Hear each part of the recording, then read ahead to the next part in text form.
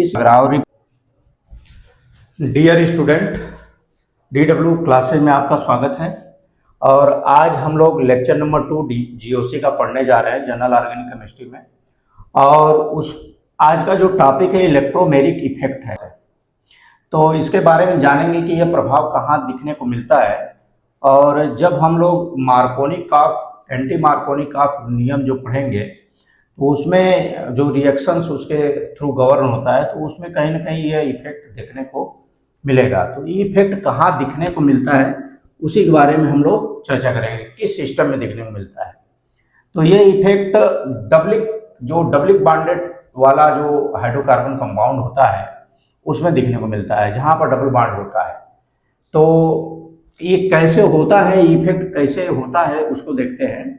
तो ये इफेक्ट हमेशा एक चीज याद रखना है कि डबल बॉन्ड वाले कार्बनिक कंपाउंड में ये दिखेगा, जहां भी डबल बॉन्ड रहेगा। अब ये डबल बॉन्ड की खासियत क्या है इसको समझ लेते हैं। ये जो डबल बॉन्ड होता है ये लूजली बाउंडेड होता है। डबल बॉन्ड में जो पाई बॉन्ड होता है वो लूजली बाउंडेड होता है, क्योंकि ये जो पाई बॉन्ड जो बनता है वो p ऑर्बिटल के ओवरलैपिंग से बनता है, साइड ओवरलैपिंग से।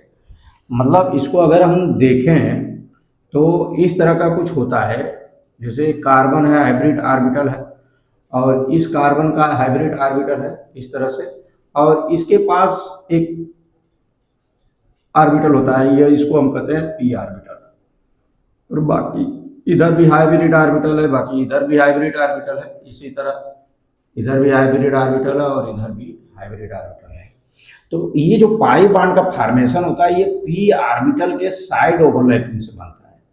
और कुछ स्थिति इस तरह से आपको दिखेगी कि जब ये बॉन्ड बन जाता है तो ये तो सिग्मा बॉन्ड को शो करता है और ये साइड ओवरलैपिंग से पाई बॉन्ड बनता है। तो जब ये बॉन्ड बनता है तो ये वाला तो ठीक है, सिग्मा बॉन्ड तो इसी तरह रह जाएगा, सिग्मा बॉन्ड इसी तरह रह जाएगा इस तरह से। लेकिन जो इधर का बॉन्ड इसी तरह रहेगा, पूरा दिखा दिया जा रहा है जिससे आप लोगों को कंफर्म हो इधर।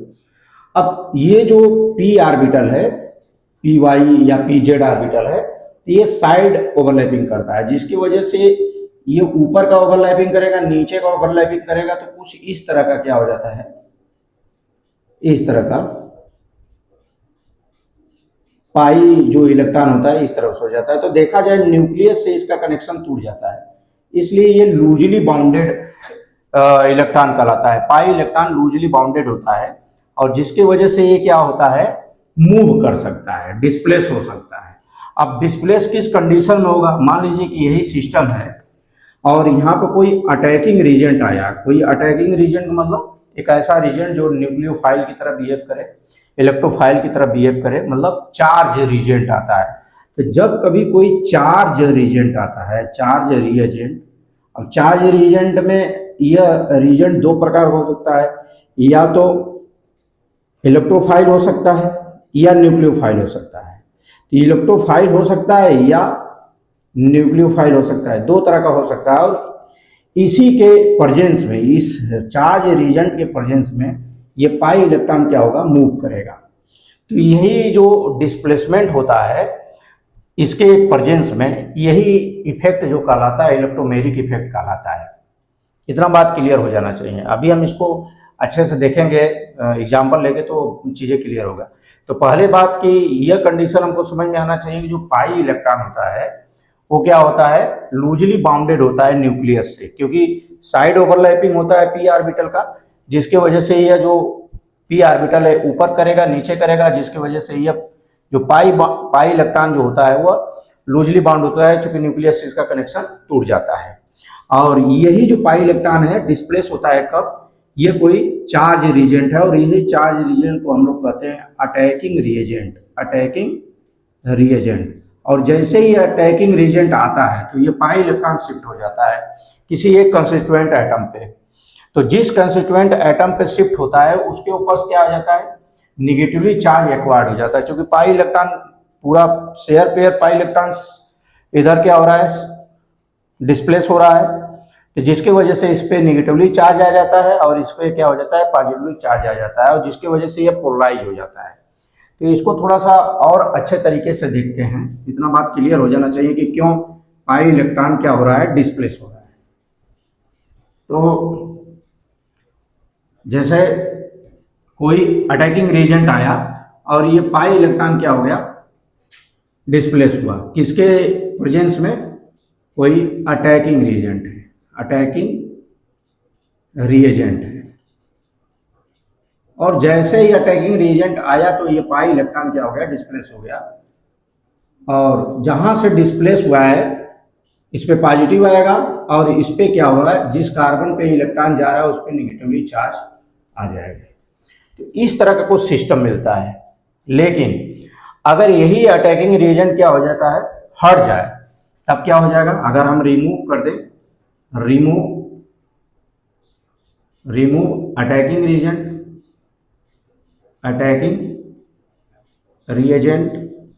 तब क्या होगा?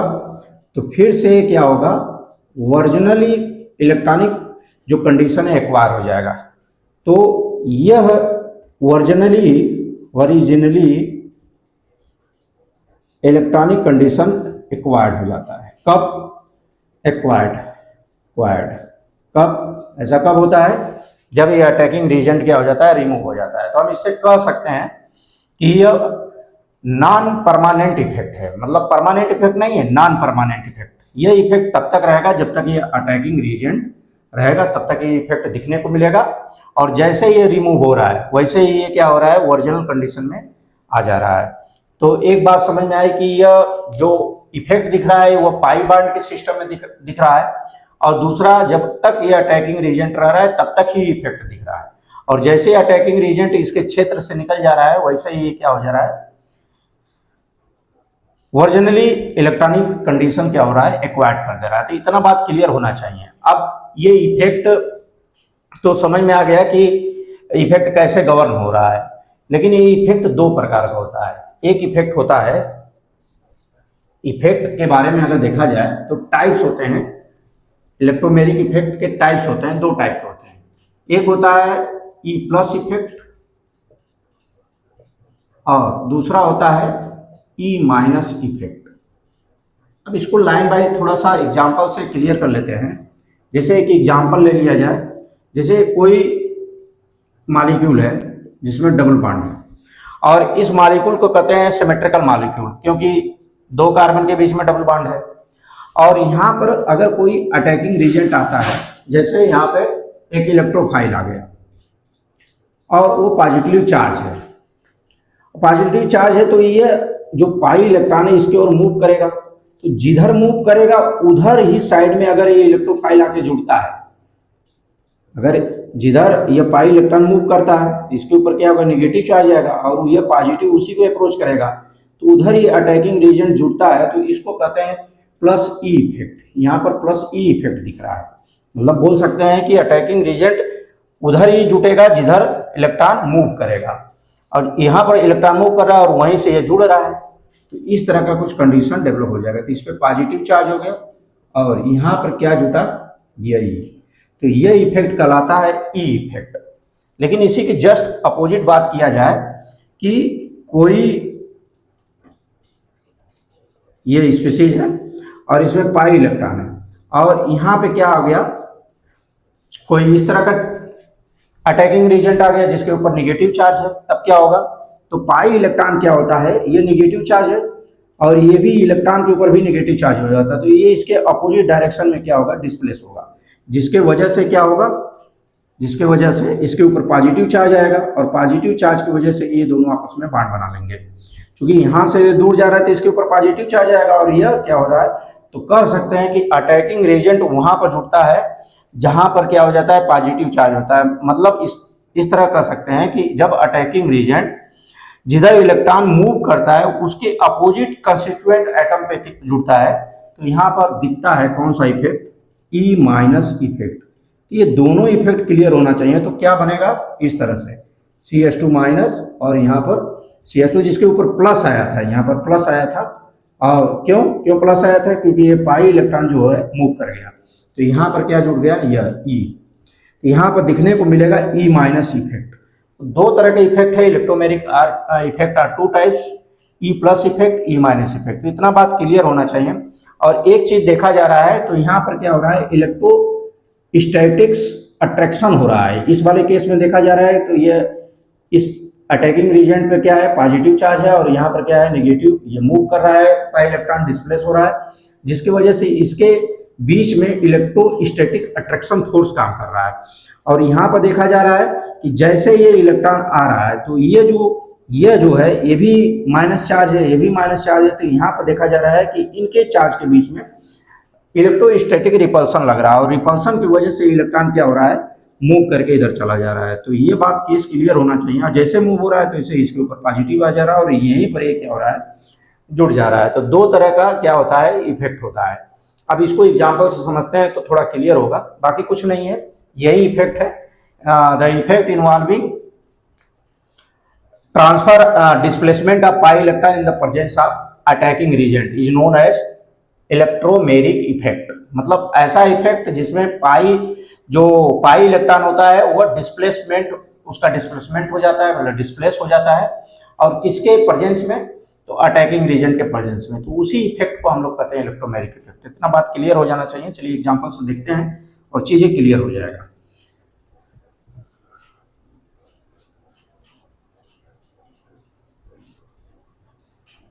अब इसमें एग्जाम्पल अगर देखा जाए कि कोई ऐसा स्पीसीज है, जैसे मान लीजिए कि यही है, मैंने ये लिया और यहाँ पे इस पे कोई अटैकिंग रीजेंट आया इस तरह का SCN, और SCN आप पता होना चाहिए कि इस पे प्लस होता है, इस पे प्लस होता है, इस पे नेगेटिव चार्ज होता है।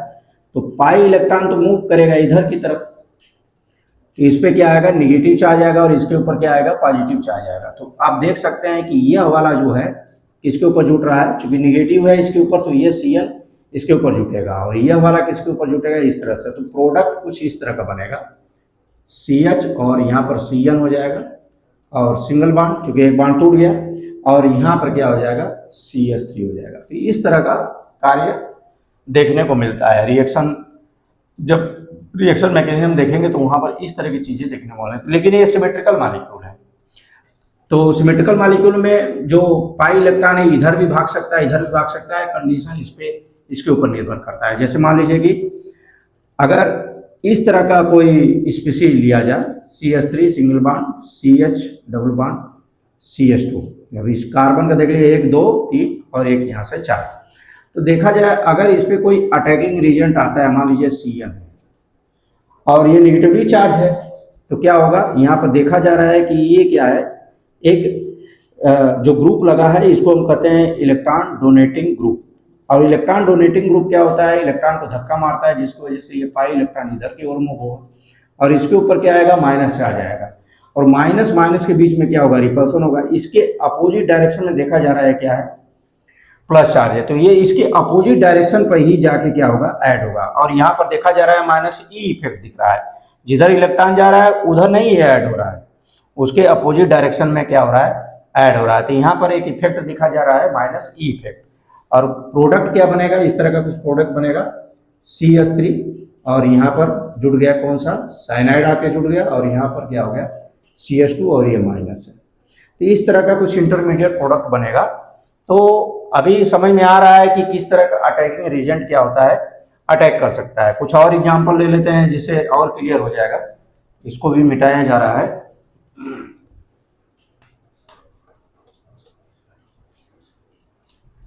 देखिए यह कार्बोनिल कोई ग्रुप है, तो यहाँ पर भी पाई इलेक्ट्रॉन है। अब इसमें इलेक्ट्रॉन इधर शिफ्ट होगा, तो जाहिर सी बात है कि यह जो मोस्ट इलेक्ट्रोनेगेटिव एटम है, और ये क्या है, उसके कंपेरिजन में लेस इलेक्ट्रोनेगेटिव एटम है, सॉरी। तो ये पाई इलेक्ट्रॉन इधर की ओर मूव करेगा, तो यहाँ पर क्या होगा, नेगेटिव चार्ज। कब, लेकिन कब मूव करेगा, in the presence of attacking reagent. कोई भी अटैकिंग रीजेंट आ रहा है उसके प्रेजेंस में।